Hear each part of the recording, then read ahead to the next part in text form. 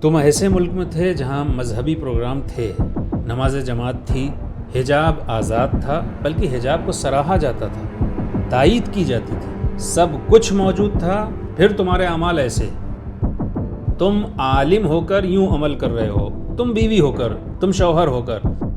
آخر ہمیں کس قسم کے حالات درکار ہیں؟ جنت تو اس دنیا میں نہیں ملنے والی، مگر دین پہ چلنے کے لیے کن شرائط اور کیا چاہیے؟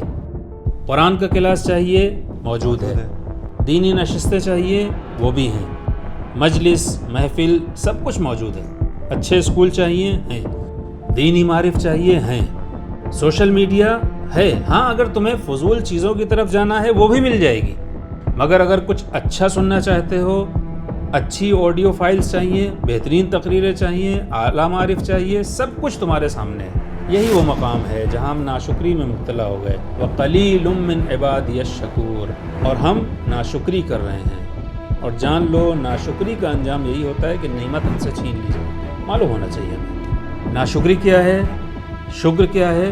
شکر یہ ہے کہ جو نعمت ہمارے پاس ہے ہم اس سے صحیح فائدہ اٹھائیں۔ ذرا اپنے ارد گرد دیکھیں، ابھی دیکھیں ایک مثال، گھر میں قید کیا گیا، مارا گیا، اذیتیں سہ کر سرحد سے نکل پائی ہیں، یہ لوگ اللہ کی حجتیں ہیں ہم پر۔ احسن۔